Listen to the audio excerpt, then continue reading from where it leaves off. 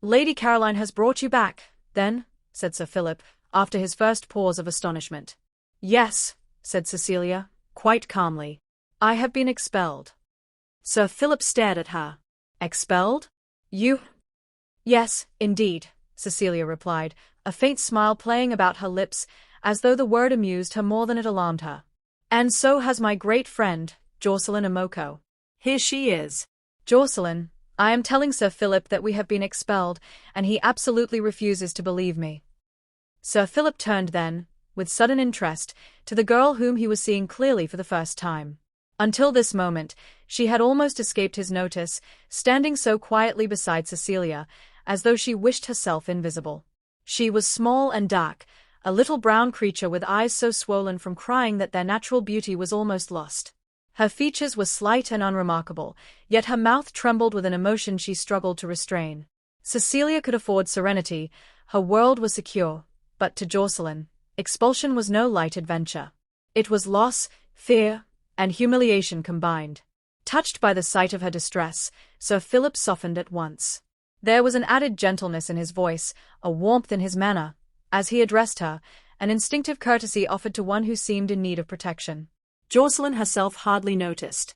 Had she been less overwhelmed by her own misery, she might have felt acutely the strangeness of her surroundings.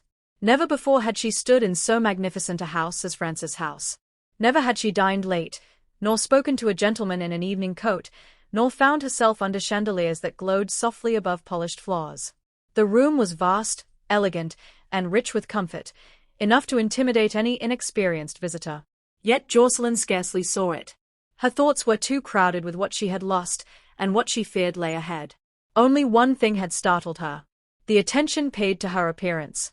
She would, left to herself, have put on her plain black cashmere dress, fastened with her small silver brooch, and felt herself properly attired. But Cecilia had thought otherwise. After a brief, serious consultation with her maid, a very grand young woman who brushed Miss Jocelyn's hair as though it were a privilege, Cecilia had appeared in Jocelyn's room carrying a dress. It was black lace, delicate and fine, worn over cherry-colored silk. "You will feel so hot downstairs if you don't wear something lighter," Margaret said easily. "There's a fire in the drawing room. Daddy likes the rooms warm. My dresses wouldn't fit you. I'm much taller.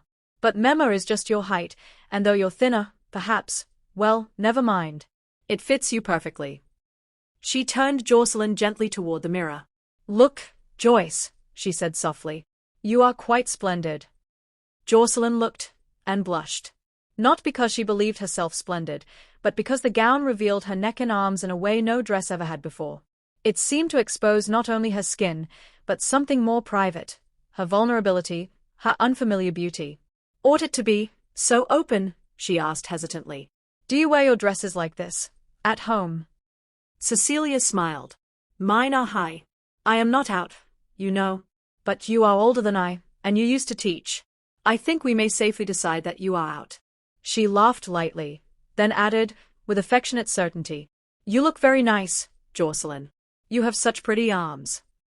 Jocelyn stood for a moment before the mirror, uncertain and shy, while Cecilia moved about the room with her usual quiet confidence. "You mustn't look so frightened," Cecilia said gently. "You are with friends now. Come, sit down while I dress, and I will fetch you when it is time to go down." Left alone, Jocelyn smoothed the lace nervously over the unfamiliar silk and tried to still the beating of her heart. Everything about the room spoke of ease and privilege. The soft carpet beneath her feet, the glow of shaded lamps, the faint scent of flowers. It was beautiful. It was terrifying. When at last Cecilia returned, transformed into pale silk and lace, Janetta felt suddenly, painfully plain. But there was no time for doubt. A quiet knock sounded, followed by the announcement of dinner. Cecilia slipped her arm through Jocelyn's with affectionate decisiveness. "Come, Janet. Daddy will be waiting." They descended the staircase together, Cecilia light and assured, Jocelyn moving carefully, as though afraid of disturbing the splendor around her. Voices floated upward, low and cultivated, and the warm glow of candlelight spilled from the dining-room doors. Jocelyn's heart fluttered. At the threshold, a gentleman stepped forward to meet them. Mr. Francis, Cecilia's father, took in the scene with quick, amused perception. His gaze rested on Jocelyn, noting at once her hesitation, her delicate features, and the effort she made to appear composed. "My dear Miss Omoko," he said, with effortless kindness, offering his arm. "Allow me." The simple courtesy overwhelmed her. She hesitated, then placed her hand lightly upon his sleeve, feeling at once too conspicuous and wholly unworthy of the honor.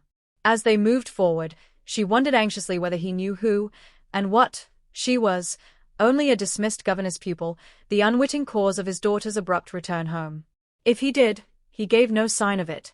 The dining room opened before them in a blaze of light and warmth.